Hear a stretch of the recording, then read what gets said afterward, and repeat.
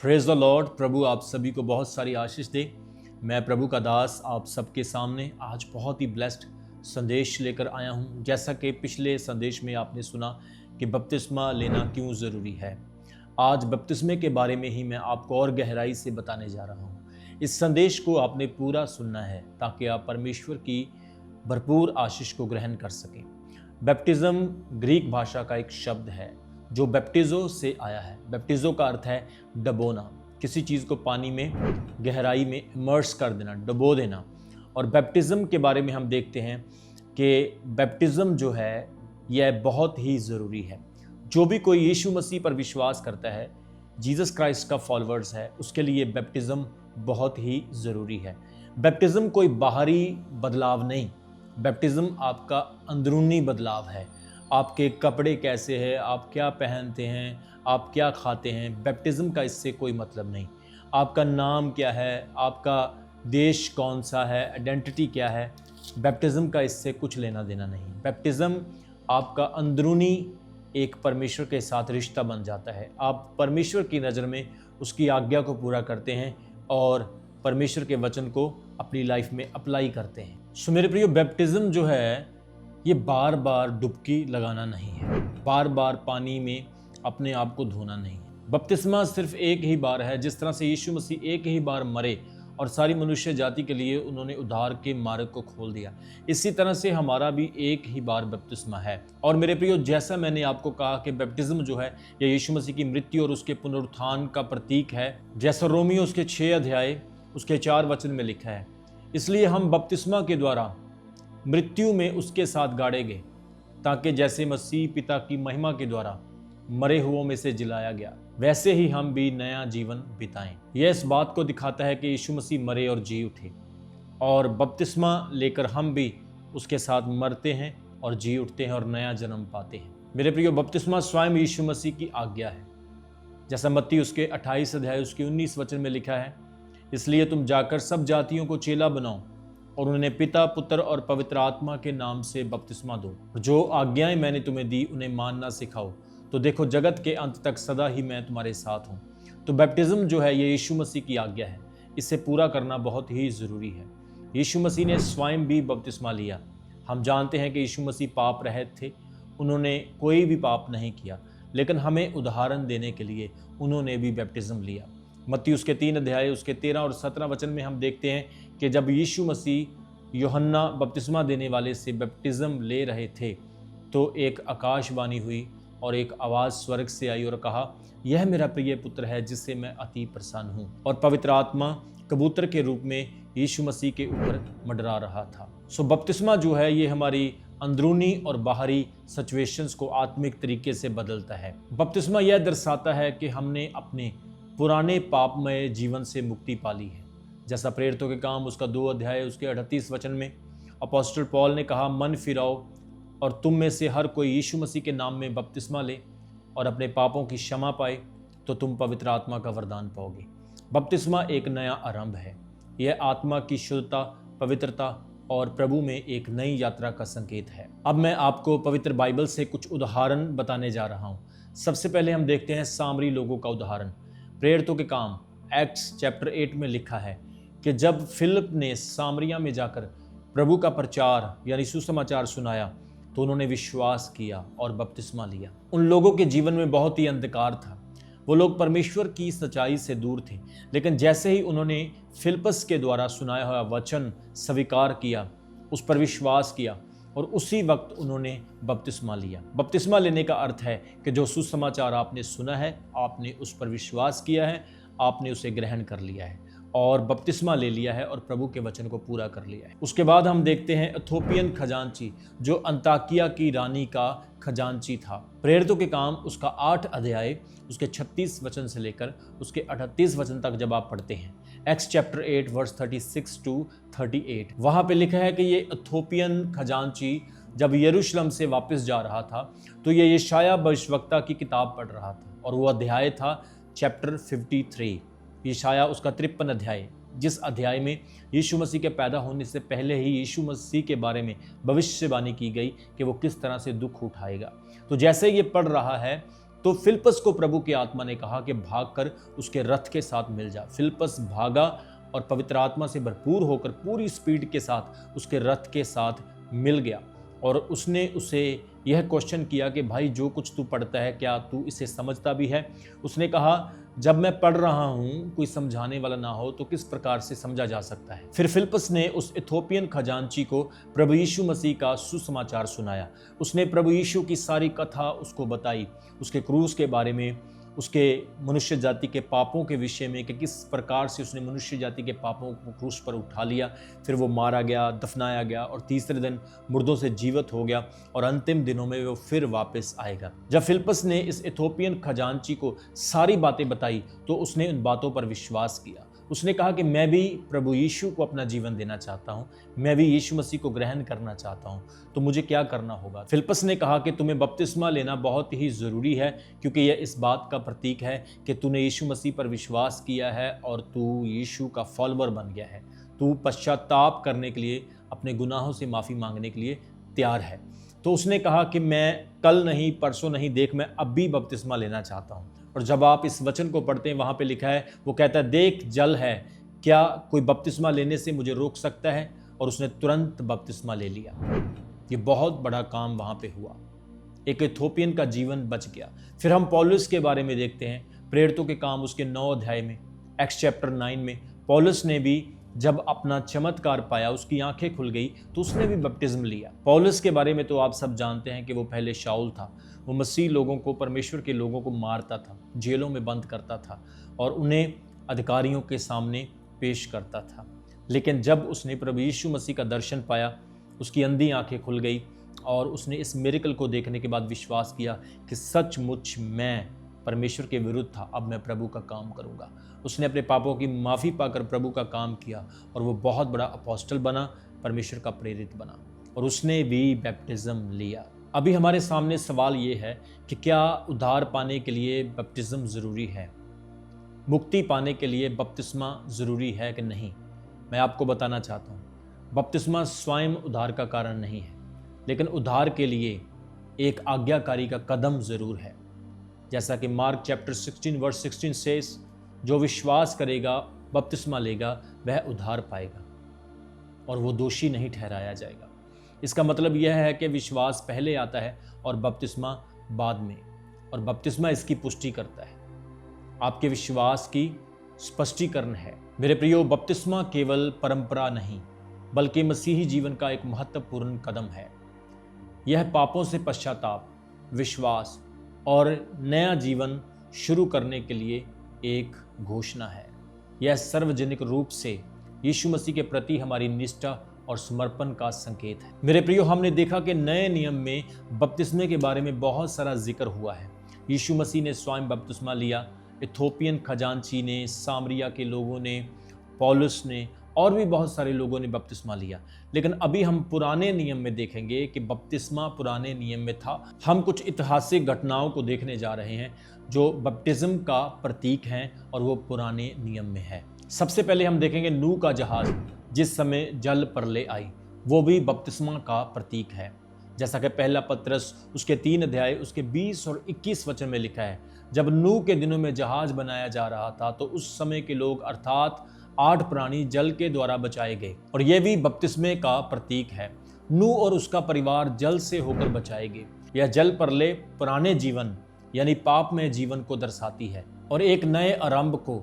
इसी तरह बपतिस्मा भी पुराने पाप में जीवन से मरकर नए जीवन में प्रवेश करने का प्रतीक है। दूसरा, लाल समंदर से इस्राएलियों का पार हो जाना एक उद्धार और बपतिस्मे का प्रतीक है। जैसा पहला कुरिन्थियों उसका 10 अध्याय उसके 1 और 2 वचन में लिखा है, 1 Corinthian chapter 10 and verse 1 and 2 में कहता है, सभी बादल के नीचे से होकर सभी समुद्र के बीचों बीच से निकले और सब बादल और समुद्र में मूसा का अनुसरण करने के लिए बपतिस्मा लिया, और सब ने बादल के बीच में से मूसा का अनुसरण करने के लिए बपतिस्मा लिया। सो मेरे प्रियो, हम यहाँ पे देखते हैं कि जब मूसा इजरायली लोगों को मिस्र की गुलामी से छुड़ा करके ले जा रहा था तो इतने लाखों लोग जब समंदर पर खड़े थे और पीछे फिरौन की फौजें थी तो मौत उनके ऊपर मंडरा रही थी। लेकिन मूसा ने प्रभु की आज्ञा के अनुसार जैसे ही समंदर के ऊपर लाठी मारी तो समंदर 2 हिस्सों में बढ़ गया।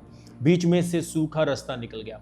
यहाँ भी पानी था, यहाँ भी पानी था, बीच में से सूखा रास्ता था। और जब वो निकल रहे थे तो यह उनके बपतिस्मा का प्रतीक है। उनका बपतिस्मा हुआ है, मतलब कि उन लोगों के इधर भी पानी था, ये साइड पे भी पानी था, और बीच में से वो निकल रहे थे और उन लोगों का उद्धार हुआ। इसका मतलब क्या है कि जो लोग उस पानी से निकले, जिन्होंने बैप्टिज्म लिया, उन लोगों के पाप क्षमा हुए। वो लोग कनान में दाखिल हुए, वो लोग उस वाचा की भूमि पर पहुंच गए जिसका वादा परमेश्वर ने अब्राहम, इसहाक और याकूब के साथ किया था। यह बपतिस्मा का एकमात्र प्रतिरूप है, जिसे हम कह सकते हैं टाइप ऑफ बैप्टिज्म। दास्ता यानी पाप से मुक्ति और नए जीवन की ओर एक अग्रसर होना है, आगे बढ़ना है। एक और बहुत अच्छी बात है कि यहूदी धर्म में शुद्धिकरण किया जाता था बपतिस्मे से पहले। अगर आप इतिहास को देखते हैं तो यहूदी धर्म में एक मिकवा नामक स्नान होता था, जो आत्मिक और शारीरिक शुद्धता के लिए जाना जाता था।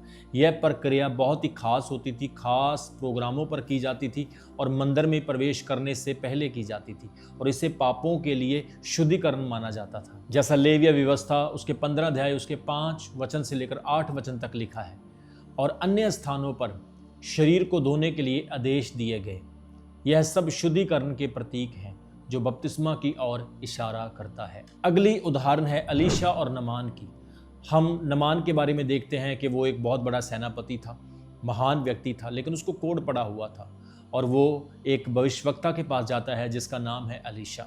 जैसे ही यह नमान कोढ़ी अलीशा की खबर सुनता है, अलीशा के पास जाता है, वो नबी उसे नहीं मिलता है और अंदर से संदेश देता है कि तू यर्दन में 7 डुबकी लगा ले और तेरा शरीर शुद्ध हो जाएगा। नमान क्रोधित होकर चला जाता है, लेकिन उसका नौकर उसको सलाह देता है कि स्वामी, अगर कोई नबी तुम्हें मुश्किल काम करने से कह देता तो क्या तू नहीं करता? तो ये तो आसान है, डुबकी लगा ले और शुद्ध हो जा। तो नमान ने यर्दन नदी में 7 डुबकी लगाई और उसका शरीर बिल्कुल तंदुरुस्त हो गया, उसका कोढ़ चला गया। तो यह डुबकी लगाना भी बैप्टिज्म का प्रतीक है। It is a type of baptism, symbol of baptism, we can say is a shadow of baptism. ये बपतिस्मे का ही प्रतीक है, चिन्ह है। और इससे हम सीखते हैं कि जब हम बपतिस्मा लेते हैं, प्रभु की आज्ञा का पालन करते हैं, तो हमारा शुद्धिकरण हो जाता है, हम शुद्ध हो जाते हैं। इस घटना को आप दूसरा राजा उसके 5 अध्याय में पढ़ सकते हैं, 2 किंग्स चैप्टर 5 में पढ़ सकते हैं। और यहाँ पर आज्ञाकारिता के माध्यम से उसने शुद्धता पाई, बैप्टिज्म लिया, मतलब कि परमेश्वर की आज्ञा को माना। पुराने नियम में हम एक और उदाहरण को देखते हैं, यिर्मयाह नबी की भविष्यवाणी, जहां पर नया हृदय और आत्मिक धोवन के बारे में लिखा गया है। यिर्मयाह चैप्टर 33 एंड वर्स 8 में कहता है, मैं उनको उनके सारे अधर्म से शुद्ध करूंगा जिससे उन्होंने मेरे विरुद्ध पाप किया। यह भविष्यवाणी दिखाती है कि परमेश्वर आत्मिक शुद्धता और नया जीवन देना चाहता है, जो बपतिस्मा के बाद मिलने वाली आत्मिक परिवर्तन और उसका उद्देश्य है। मेरे प्रियो, पुराने नियम में अगर बपतिस्मा शब्द नहीं आता है, परंतु परमेश्वर विभिन्न तरीके से बपतिस्मे के बारे में हमें बताता है। Type of baptism, shadow of baptism, नूह का बैप्टिज्म, लाल समंदर में इजरायलियों का बैप्टिज्म, जल से शुद्धिकरण का बैप्टिज्म, नमान का यर्दन नदी में शुद्धिकरण। अब हमारे मन में यह सवाल होगा कि अगर कोई व्यक्ति बपतिस्मा नहीं लेता तो क्या होता है? इसका उत्तर समझदारी और बाइबल पर आधारित सच्चाई के साथ हमें देना बहुत ही जरूरी है। सबसे पहले उद्धार, जिसे हम साल्वेशन कहते हैं, बपतिस्मा से नहीं विश्वास से होता है। पवित्र बाइबल स्पष्ट रूप से हमें सिखाती है कि उद्धार, पापों की मुक्ति, अनंत जीवन केवल विश्वास के द्वारा मिलता है, ना कि किसी कर्म या धार्मिक रीति से। इफिसियों के 2 अध्याय उसके 8 और 9 वचन में कहता है, क्योंकि अनुग्रह ही से तुम विश्वास के द्वारा उद्धार पाए हो, और यह तुम्हारी ओर से नहीं वरन परमेश्वर की ओर से वरदान है, कर्मों के कारण नहीं, ऐसा न हो कि तुम घमंड करो। यदि कोई व्यक्ति यीशु मसीह पर सच्चे मन से विश्वास करता है और किसी भी परिस्थिति के कारण बपतिस्मा नहीं ले पाता है, तब भी वह उद्धार पा सकता है। लेकिन याद रखें, परिस्थितियां आपको ना दबाए। उस इथोपियन खजांची के बारे में देखते हैं, उसने परिस्थितियां नहीं देखी, पर उसने कहा कि पानी है और मुझे अभी ही बपतिस्मा दो, क्योंकि बपतिस्मा प्रभु की आज्ञा है और उसकी आज्ञा को पूरा करना हर विश्वासी का कर्तव्य है। हालांकि बपतिस्मा उद्धार की शर्त नहीं है, फिर भी यह यीशु मसीह की आज्ञा है और हम यीशु की आज्ञा को कभी भी इग्नोर नहीं करेंगे। मरकुस उसके 16 अध्याय उसके 16 वचन में लिखा है, जो विश्वास करेगा, बपतिस्मा लेगा, वह उद्धार पाएगा, पर जो विश्वास नहीं करेगा वह दोषी ठहराया जाएगा।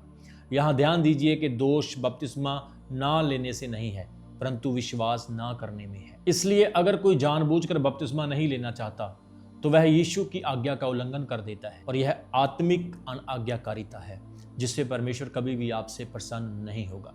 अगली बात, यदि कोई अवसर ना मिले तो परमेश्वर न्यायी है।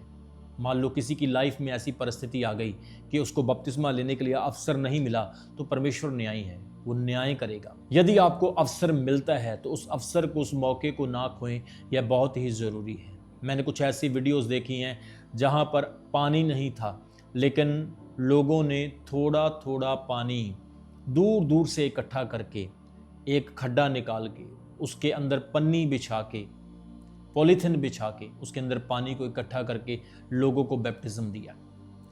ऐसे ट्राइब एरिया में, ऐसे क्षेत्र में यहाँ पर पानी नहीं है, वहाँ भी लोगों ने पानी का इंतज़ाम किया और बैप्टिज्म लिया। परिस्थितियाँ नहीं रोक सकती, लेकिन बहाने इंसान को रोक देते हैं।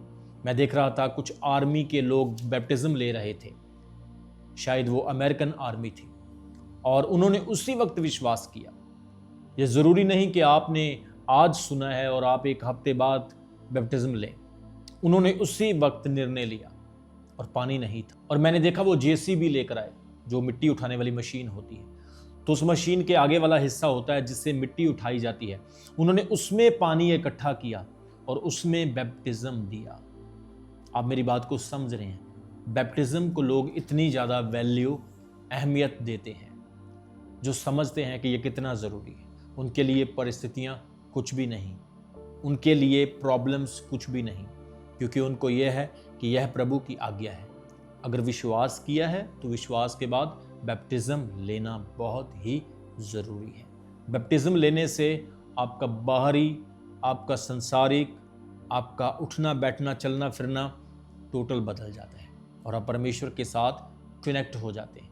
उसकी नज़रों में आप उसके रूल को पूरा करते हैं, उसके नियम को फॉलो करते हैं। इसलिए यदि कोई अवसर ना मिले तो परमेश्वर न्यायी है, वो न्याय करेगा।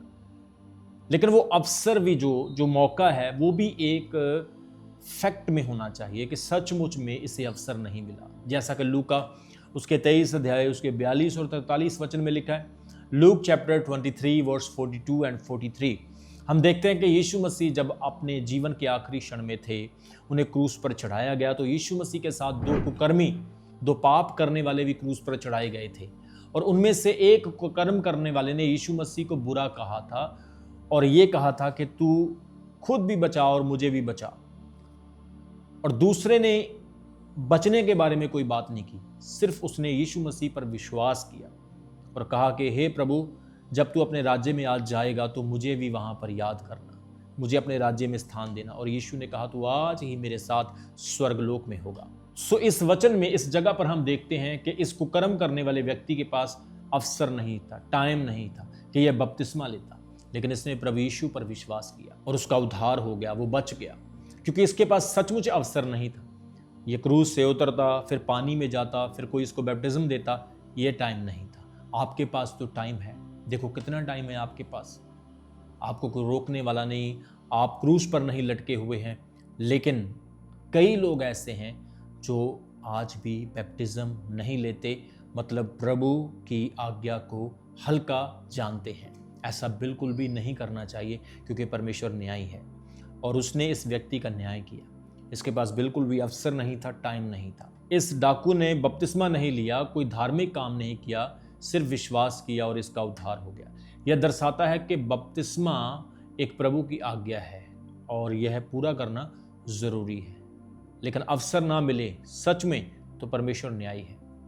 यदि कोई जानबूझकर इनकार करे, अगर कोई व्यक्ति यीशु मसीह पर विश्वास करने के बाद भी जानबूझकर लगातार बपतिस्मा लेने से इनकार करता रहे, तो यह इस बात को दिखाता है कि वह प्रभु की आज्ञा में गंभीर नहीं है, उसमें आत्मिक समर्पण की कमी है।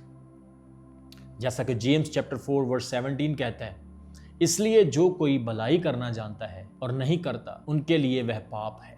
सो मेरे प्रियो, यह मैंने आपको बैप्टिज्म के बारे में सिखाया है। बैप्टिज्म का टॉपिक बहुत लंबा है, बहुत गहरा है।